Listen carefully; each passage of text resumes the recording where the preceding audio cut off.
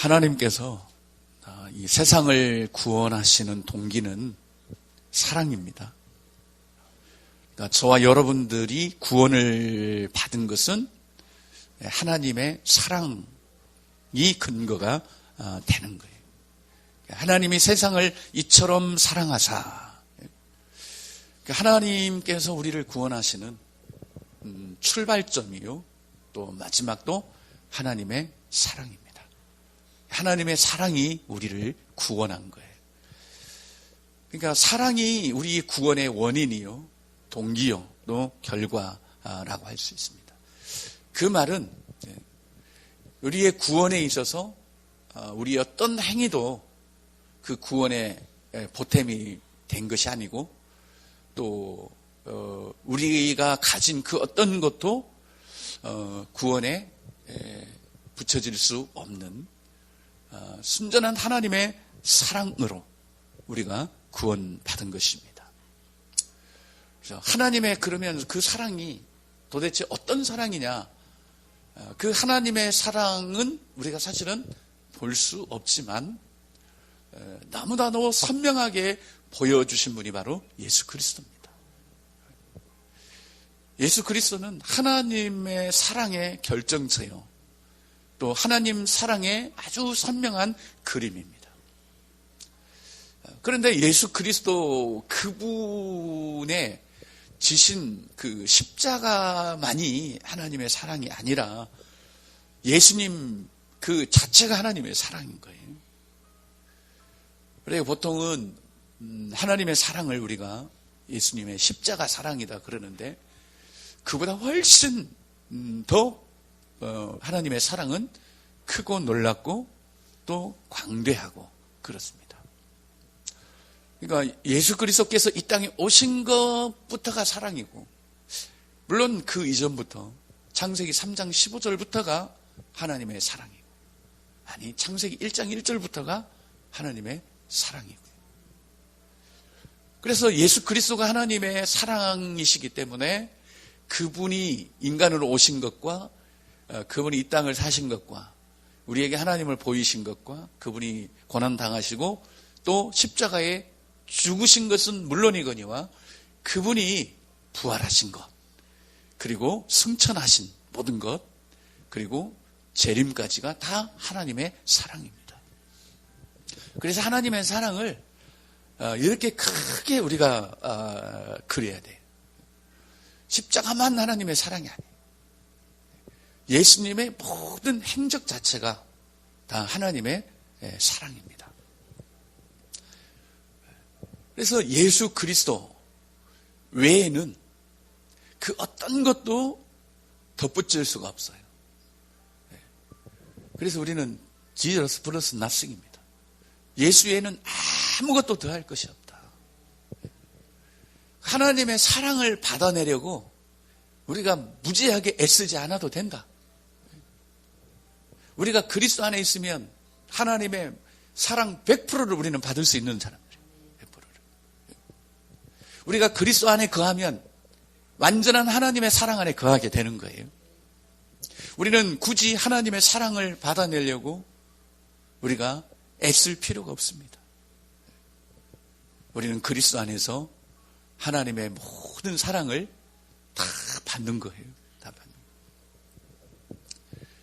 그러니까 하나님의 사랑은 바로 이 예수 그리스도를 통해서 우리에게 다 보여주셨고 다 나타내셨고, 그리고 예수 그리스도 안에서 하나님의 모든 사랑을 우리에게 다 쏟아 부어주십니다. 그러니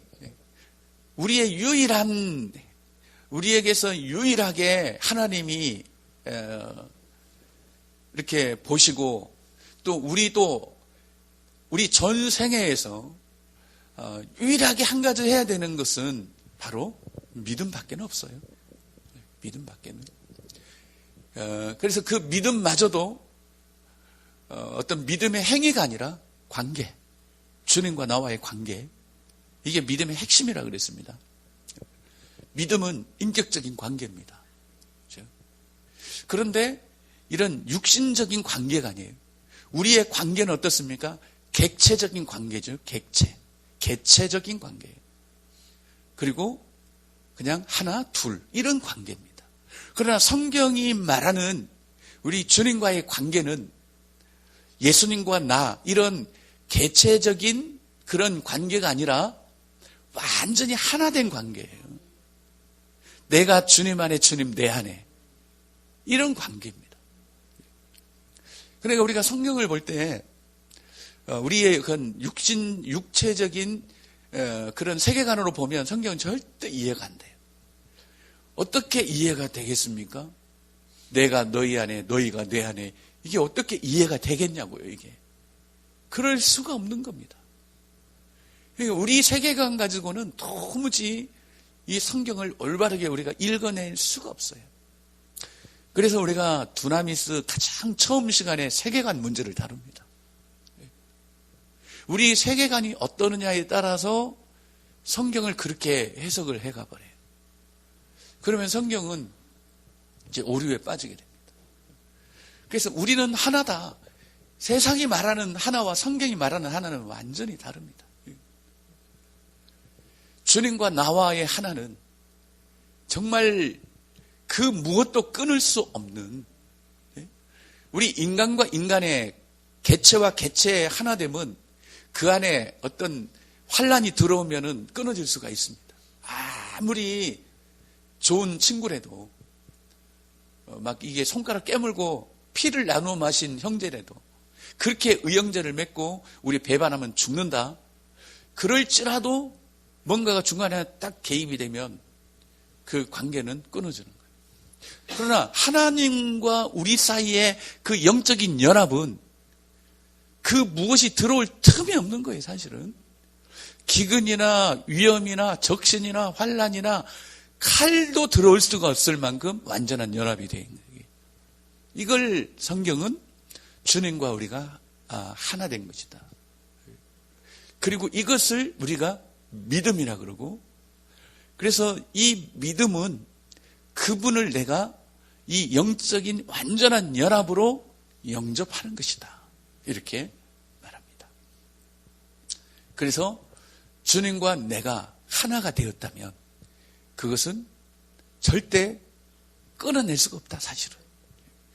그래서 제가 그렇게 하면 안 되지만 물을 비유로 들었습니다. 물을. 그렇죠?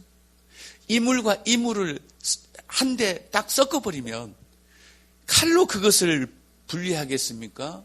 뭐로 분리하겠습니까? 이렇게 물을 나눠도 이미 연합된 하나요. 이렇게 나눠도 하나요. 그 물을 컵 10컵에 다 따라도 다 똑같은 하나인 거예요, 이게.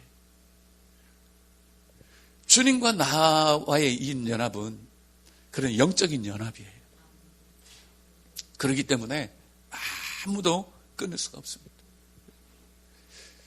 그래서 그리스도 안에 있는, 로마서 8장 마지막에 예수 그리스도 안에 있는 사랑이라고 그래요. 그냥 사랑이 아니라 그리스도 안에 있는 그 사랑에서 누구도 끊을 수가 없다. 끊을 수가 없는 거예요. 그래서 뭐 한 번 구원받으면 영원한 구원이냐, 이건 논쟁의 거리가 안 된다. 우리가 믿음과 이런 하나됨과 정말 하나님의 구원을 정확하게 알면 그건 논쟁거리가 될 수가 없어요.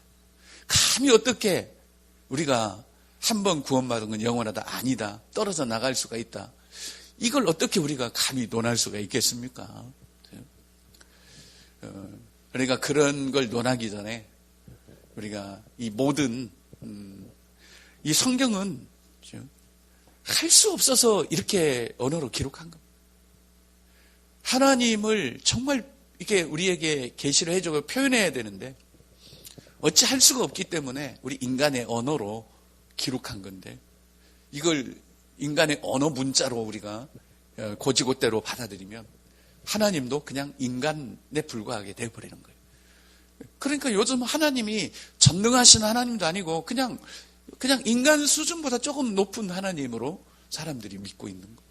그것은 성경을 우리가 어떤 그 영적인 부분으로, 영적인 세계관을 가지고 이 성경을 보지 않으면 결국은 하나님이 우리와 그냥 같은 분으로 돼버리는 거죠. 그래서 진짜 우리의 믿음이라고 하는 것은 바로 그런 거다. 그래서 제대로 우리가 주님을 믿으면 그 무엇이 갈라놓겠습니까? 죽음도 갈라놓을 수가 없는 거죠. 제대로 예수 그리스도를 믿으면. 근데 이런 이 믿음이라는 것, 하나님과 나와의 관계, 이런 부분들을 그냥 인간관계 정도에서 하나님과 나의 관계를 생각하면 이건 조금만 문제가 있어도 금방 그 관계는 이제 깨지게 되는 거죠. 그래서 바로 이 사랑이 이런 거다. 하나님의 사랑과 우리의 또 믿음과 하나님과의 관계라는 것이 바로 그런 것이다. 이 하나님의 사랑은 유대인이나 이방인이나 다 동일하다. 하나님은 유대인만 사랑하는 것이 아니에요. 이방인은 미워하는 것이 아니다. 예수 그리스도의 십자가 사랑은 유대인과 이방인을 다 하나 되게 하는 거다. 그래서 막힌 담을 헐어버리시고 한 사람이 되게 하신 그런 하나님의 사랑 안에 유대인도 이방인도 있다. 이런 배경을 가지고 우리가 오늘 말씀을 봐야 됩니다. 그러니까 12장을 넘어가기까지가 굉장히 힘든 부분이 11장이에요. 로마서는 이 11장 넘어가는 것이 가장 힘든 그런 과정입니다. 근데 이 하나님의 그 사랑을 가지고 우리가 이 본문을 접근하게 되면 금방 이해가 돼요. 또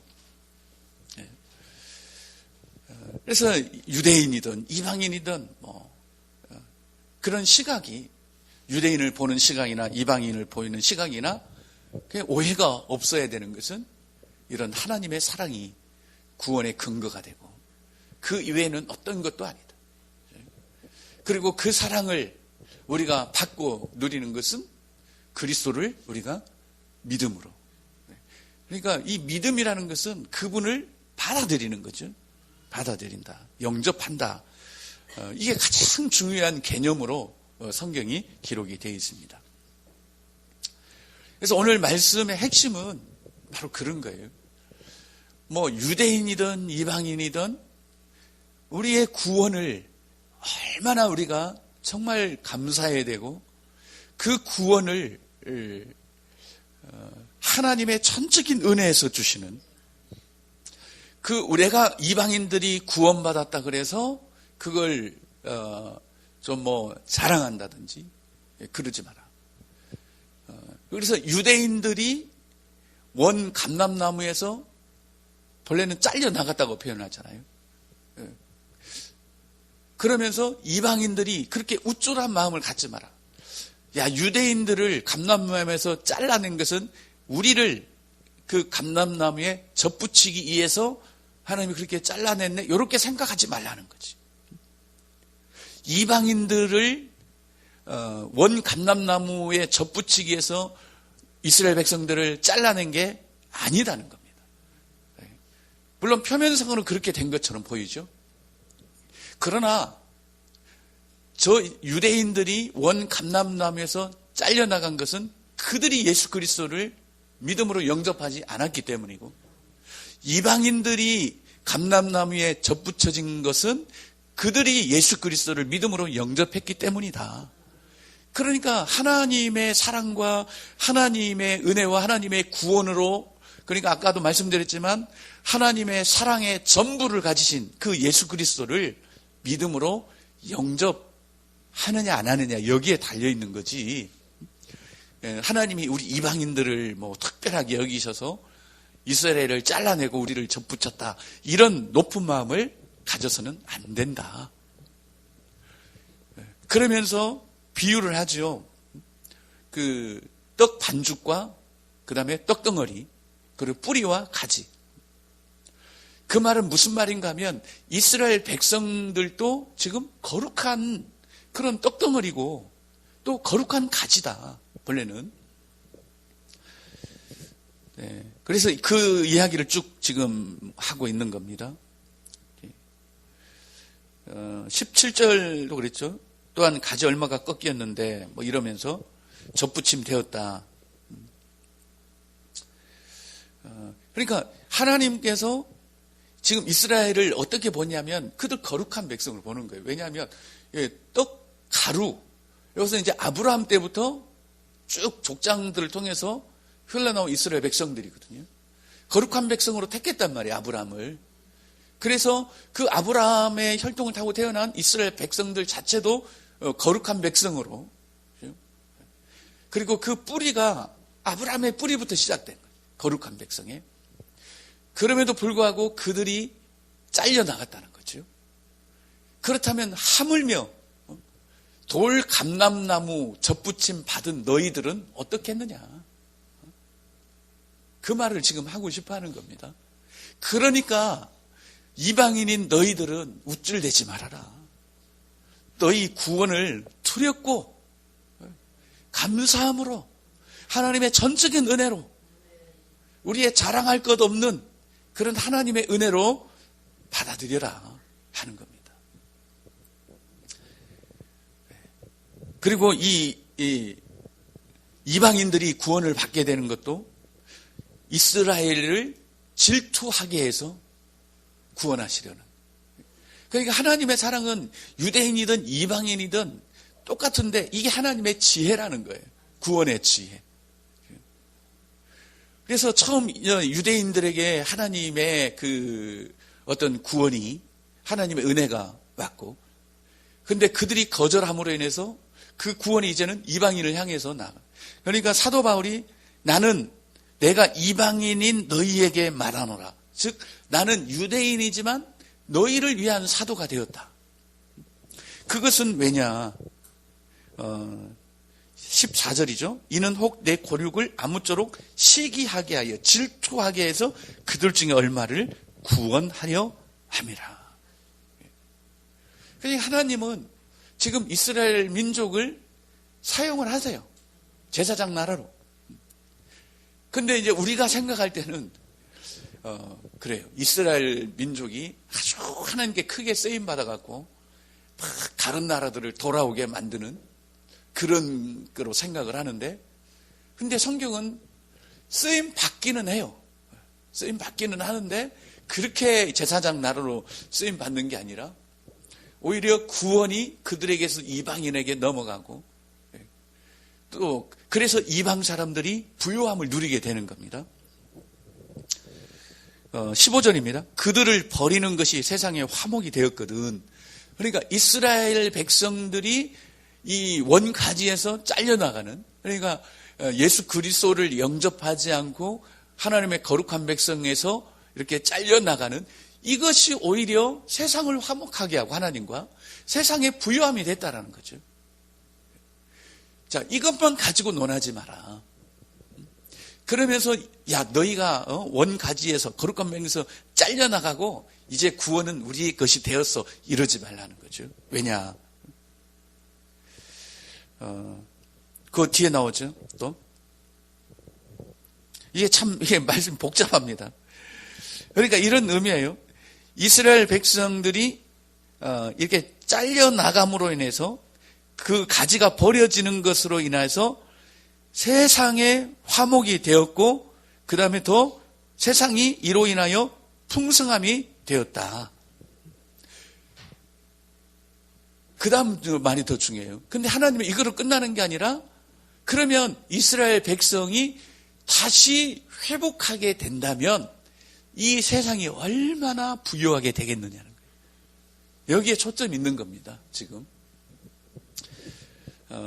그래서 우리가 지난주에 말씀에서 이 11절, 12절은 앞에로 우리가 끊어도 되고 뒤로 끊어도 된다고 그랬는데, 11절 보세요. 같이 한번 읽어봅시다. 시작. 그러므로 내가 말하노니 그들이 넘어지기까지 실족하였느냐? 그럴 수 없느니라. 그들이 넘어짐으로 구원이 이방인에게 이르러 이스라엘로 시기나게 함이니라.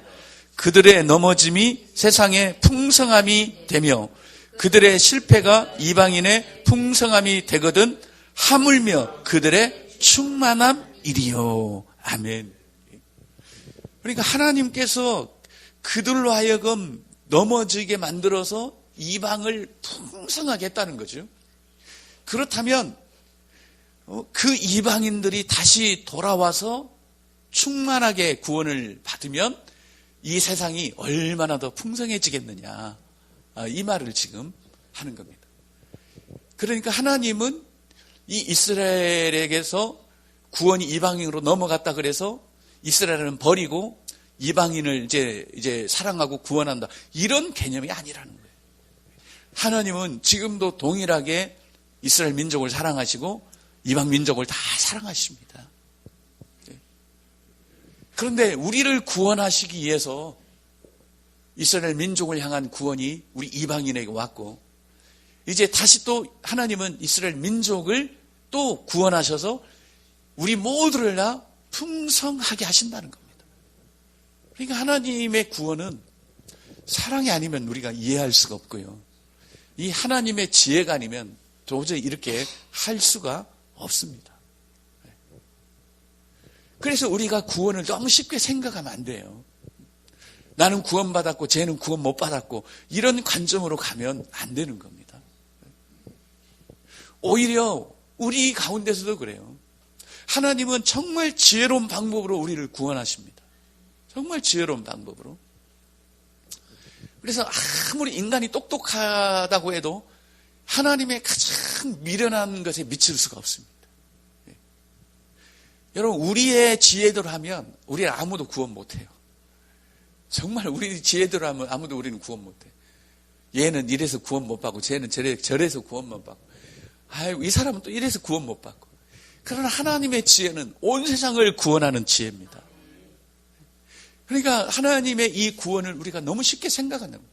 그래서 이방인들아, 너희가 구원받았다 그래서 너희가 감람나무에 돌 감람나무이면서 참 감람나무에 접붙여졌다 그래서 너무 쉽게 생각하지 마라.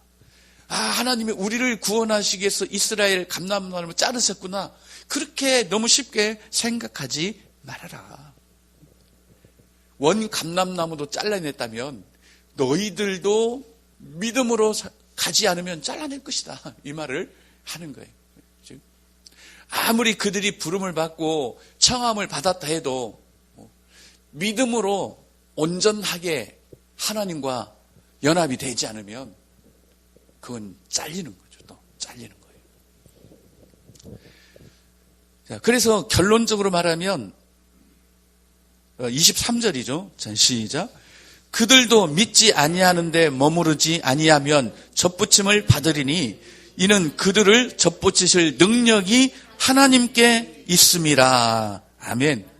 다시 말하면 그들도 불신앙을 계속 고집하지 않으면 그들도 다시 접붙임을 받게 될 것이다. 왜냐하면 이건 하나님의 능력이 하는 거다. 우리가 볼 때 아이고 저 이스라엘 민족은 끝났어 이제, 아니다. 하나님의 능력은 우리가 보는 것과는 다르다. 우리는 안 될 것 같지만 하나님의 능력은 하신다. 우리는 저 사람은 정말 구원 못 받을 것 같지만 하나님은 접붙일 능력이 있는 분이다. 자, 그러면서 24절 결론이죠. 시작. 내가 원 돌감람나무에서 찍힘을 받고 본성을 거슬러 좋은 감람나무에 접붙임을 받았으니 원 가지인 이스라엘 사람들이야 얼마나 더 자기 감람나무에 접붙이심을 받으랴. 봐라, 너희는 돌 감람나무다. 너희 본성으로서는 도무지 이 거룩한 감람나무에 접붙임을 받을 수 있는 자들이 아니다. 그러나 하나님은 그 너희들의 그 본성을 뒤로 하고, 너희들의 본성이 그럼에도 불구하고 하나님은 좋은 감람나무에 너희들을 접붙였다. 그렇다면 원 가지를 접붙이는 이것이야말로 하나님이 얼마나 원하시는 일이겠느냐 하는 것을 말씀하고 있습니다. 그러면서 이제는 하나님이 이스라엘을 버리신 게 아니다. 11절 우리가 읽었죠. 그들이 넘어지기까지 실족하였느냐? 아니다. 이건 끝난 게 아니다. 이방인에게 구원이 갔다가 다시 이스라엘 백성들을 질투하게 만들어서 그들을 구원하게 하시는 것이 하나님의 지혜다. 지금도 끊임없이 유대인들이 돌아오고 있죠. 네. 그들이 불신앙 가운데에서 계속 고집하지만 않으면 하나님은 그들을 다시 접붙이신다는 겁니다. 그런데 이방인들이 여전히 불신앙 가운데 있으면 또 그들이 잘려나가요. 그래서 결론적으로 말하면 불신자보다도 더 무서운 사람들이 누구예요? 불신앙을 가진 그리스도인들. 여러분, 불신자는 차라리 구원의 기회가 있습니다. 그런데 교회 안에 있으면서 불신앙을 가지고 있으면요, 이건 정말 두려운 일이에요, 사실은. 그래서 가장 무서운 거는 불신앙이에요, 불신앙.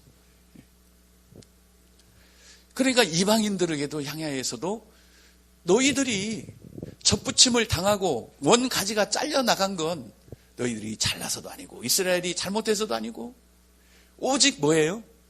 믿음, 이 믿음, 그걸 계속 강조하는 겁니다. 자, 20절 말씀 한번 보세요. 시작. 옳도다. 그들은 믿지 아니함으로 꺾이고 너는 믿음으로 섰느니라. 높은 마음을 품지 말고 도리어 두려워하라. 아멘. 그들은 믿지 아니함으로 꺾였고 너희는 믿음으로 섰다.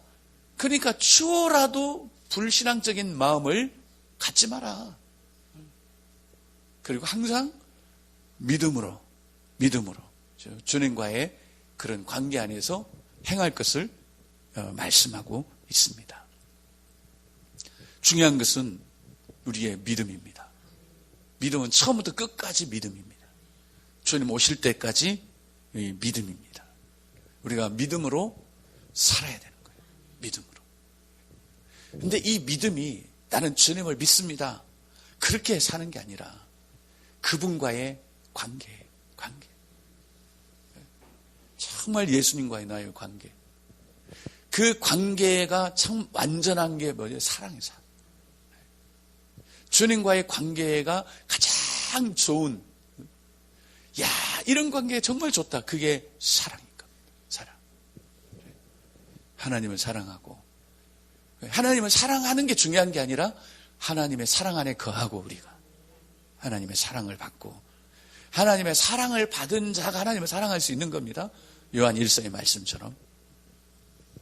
그래서 우리는 이 모든 것이 신앙이냐 불신앙이냐 요거로 지금 결정되어 있듯이 우리의 그 삶도 불신앙이 아니라 우리가 신앙으로 살아가야 된다. 믿음으로 살아가야 된다.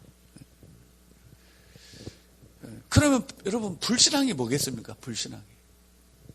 오늘 말씀에도 떡 덩어리, 그죠? 떡 반죽 덩어리, 그 다음에 떡들 이렇게 비유를 하잖아요. 그리고 뿌리, 가지. 그죠? 그래서 가지가 뿌리를 주관하는 게 아니라 뿌리로 인해서 가지가 결정이 된다.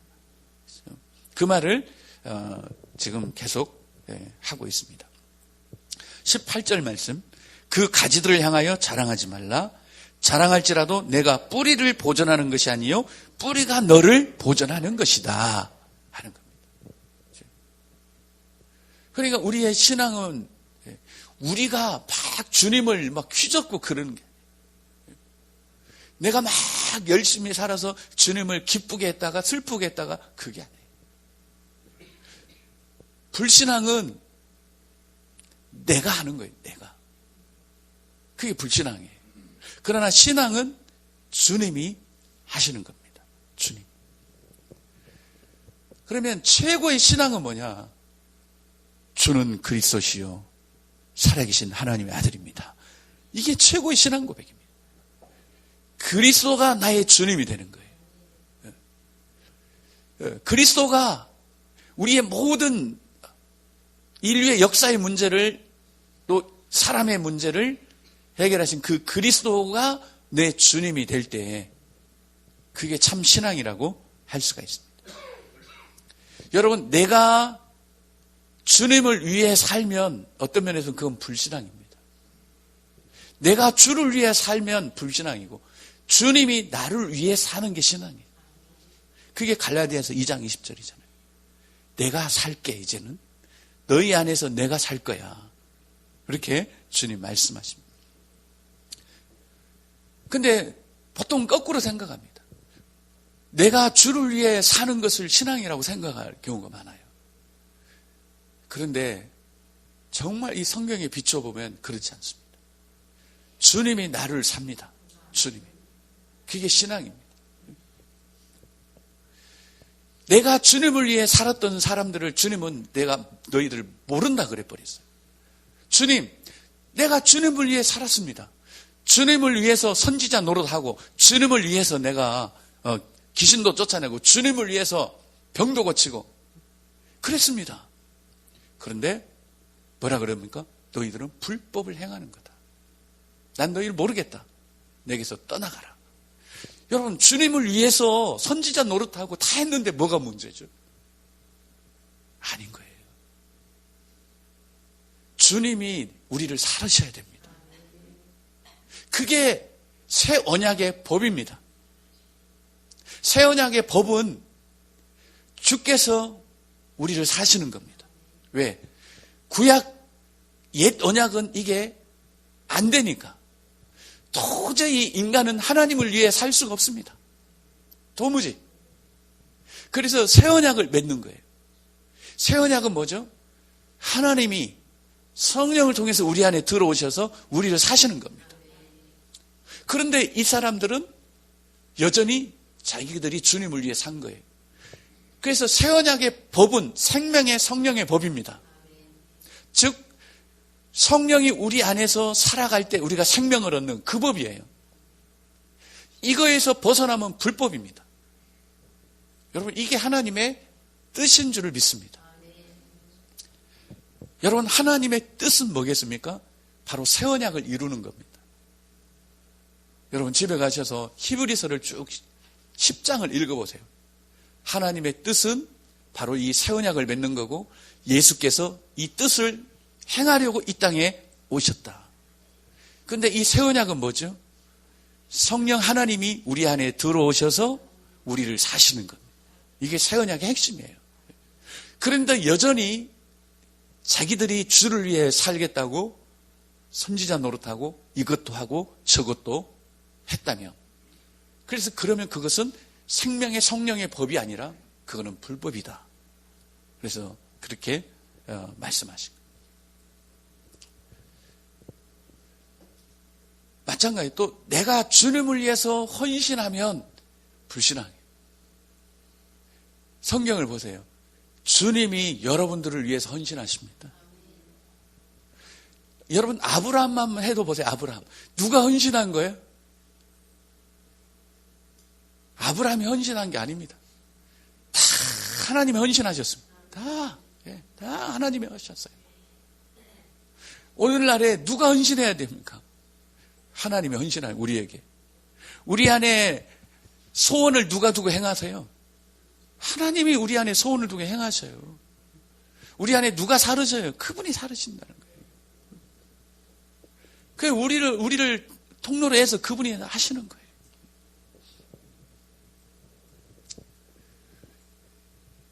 사명도 저는 마찬가지예요.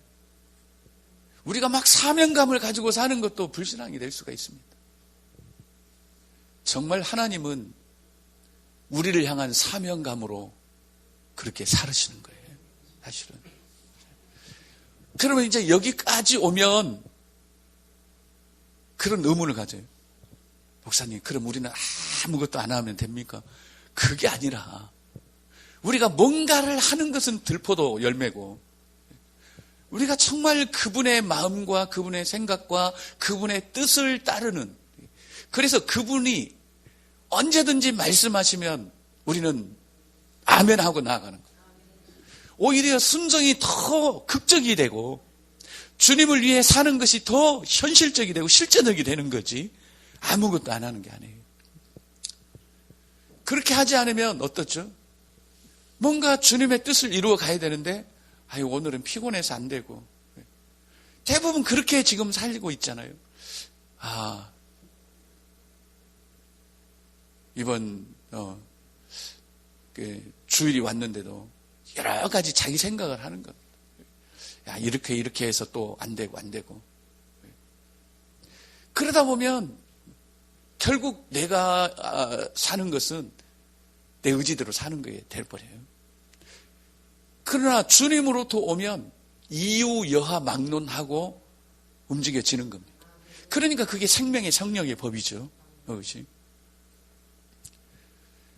그러니까 바울의 삶을 보면 다른 사람들은 계시를 받고도 예루살렘에 올라가면 결박과 환란이 기다리고 있으니까 가지마 이렇게 되는 거예요. 그건 생명의 성령의 법이 아닌 겁니다. 아무리 하나님의 뜻을 알아도 그건 생명의 성령의 법이 아닌 거예요. 그러나 바울은 아니야. 예루살렘에 결박과 환란이 기다려도 나는 가야 돼. 나의 생명을 다하기까지 나는 올라가야 돼. 왜? 성령께서 올라가라 하시니까 가는 거예요. 또 아시아에 전도할 때도 막 전도문이 활짝 열려갖고 와 이제 내일이면 막 수백 명이 몰려 들어올 거다. 그런데 성령께서 하지마. 멈춰. 그 딱 멈추는 거죠. 이게 생명의 성령의 법입니다. 만약에 우리가 주를 위해 헌신했다면 절대 아시아 선교 안 멈춥니다. 여러분 우리 교회가 내일 밖에 나가서 전도하면 300명이 내일 지금 올 거예요 다. 그래서 300명의 교회가 내일 될 거예요. 그런데 오늘 밤에 성령께서 멈춰. 그럼 우린 멈춰야 됩니다. 멈춰야 돼요. 그게 성령의 법으로 살아가는. 그러니까 우리의 순종은 훨씬 더 아주 드라마틱하고 극적이고 그런 거예요. 아무것도 안 하는 게 아닙니다. 내가 하는 것보다 더 강력해요. 그분이 하시면. 그런데 내가 해야 되는 것은 많이 망설여야 돼요. 막 해야 되나 말아야 되나 막 해야 되나 말아야 되는데 그분이 하시면요. 정말 오른손이 하는 일을 왼손이 모르게 돼버려요. 그게. 왜냐하면 그분은 우리의 마음에 말씀하세요. 여러분 마음이 가면 끝나는 거 아니에요? 우리 마음이 움직여버리면? 우리는 자꾸 생각으로 결정을 합니다. 해야 되나 말아야 되나. 내가 어디까지 헌신하고 내가 어디까지 개입해야 되고 내가 어디까지 해야 돼 도대체? 이러다가 내가 목사님한테 말리는 거 아니야? 막 이러면서 머리로 생각을 하는데 성령은 우리 마음에 두고 말씀하시기 때문에 그냥 우리 마음이 가버려요. 그러니까 우리의 생각도 의지도 그냥 따라가 얼떨결에.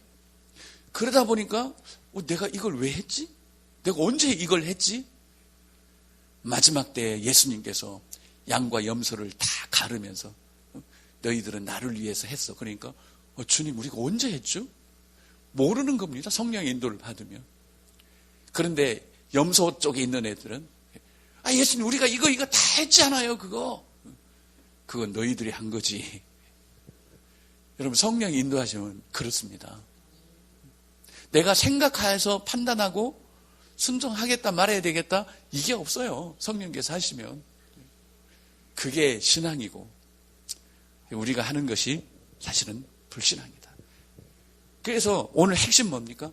다 믿음에 의해서 그렇게 된 거지 이방인들의 헌신도 아니요 이들의 다른 것도 아니다. 다 이 믿음으로 그렇게 된 거다.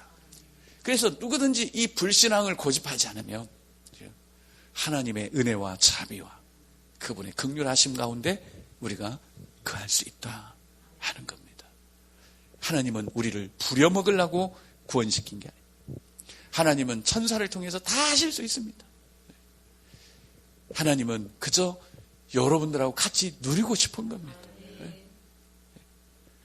뽀처럼 말에 이제 명절이 다가오는데 저 서울 갔던 이제 아들, 딸들이 왔어요. 오자마자 막 부엌에 가서 일하고 내가 어머니를 위해서 막 이렇게 음식 할게요. 그래 뭐라 그래. 그거 중요한 게 아니다. 그거 좀 놓고 제발 나하고 좀 이렇게 누리자 좀. 응? 그렇게 하지 않겠습니까? 우리는 서울 갔다 온 정도가 아니라 그 사단의 종로로 타다가 이제 하나님의 자녀로 구원받았는데 하나님은 그걸 누리고 싶은 거예요. 그래서 내 안에만 거해라 제발 좀. 나와 함께 더불어 먹자. 제발 문 좀 열어라. 내가 너희 안에 들어가서 너희와 먹고 더불어 마실 거다. 내 죽었던 아들이 살아 돌아왔다. 그러니까 잔치를 벌이자. 오자마자 이게 작업복 입혀갖고 막 일 보내는 게 아니에요. 잔치를 벌이는 거예요. 왜? 가락지 끼워주고 그 아들됨을 누리는 겁니다. 내 아들 죽었다 살아나왔다. 그걸 누리고 싶은 겁니다. 여러분, 하나님의 마음이 거기 있는 거예요. 우리를 막 구원해놓고 이제 너희 구원했으니까 나를 위해 헌신해라, 일해라, 이게 아닙니다. 그분과 우리가 막 누리다 보니까 너무 좋은 거예요. 막 주님이 너무 좋은 겁니다. 여러분, 너무 좋으면 뭐예요? 막 간이라도 빼주고 싶고 그렇잖아요. 가장 소중한 거 다 드리고 싶고, 그래서 내 생명 주님께 이렇게 되는 거지. 막 결단해갖고 내 생명 드리고 이런 거는요, 이건 아닙니다. 주님이 너무 좋아서, 주님, 이제요, 내가 사는 건 다 주님 것입니다. 그렇게 되는 거지. 내가 이제 구원받았으니까 나는 이제 살아도 주님을 위해 살 거야, 이게 아니라. 그래서 우리가 신앙과 믿음을 어디에 초점을 맞춰야 될지. 이스라엘 이 유대인처럼 정말 자기들이 하나님을 위해서 살려고 하는 것이 오히려 예수님을 핍박하는 것이 되어버렸다. 그것을 처절하게 느낀 사람이 바로 바울 아닙니까? 그래서 그의 고백을 들어보세요. 내가 이전에는 하나님을 위한 열심 때문에 교회를 핍박하고 보행자요, 악행자요, 오히려 예수를 핍박하는 그런 자였었다. 내가 죄인 중에 괴수였다. 그때는 몰랐어요. 정말 하나님을 위해서 열심히 신앙생활을 한다고 생각을 했어요. 그런데 예수님을 탁 만나고 보니까 아니더라는 거죠. 아니더라는 거죠. 우리의 신앙이 그렇습니다. 우리는 주님을 위한 열심보다는 그분의 사랑 안에 거하는 것을 우선, 내 사랑 안에 거해라, 나의 사랑 안에 거해라, 주님이 그러십니다. 그래서 우리가 주님의 사랑을 충분하게 누려야 모든 사람을 사랑할 수 있고 그 주님의 마음을 품고 우리가 살아갈 수가 있는 겁니다. 그런 은혜가 저와 여러분들에게 있기를 축복합니다. 네.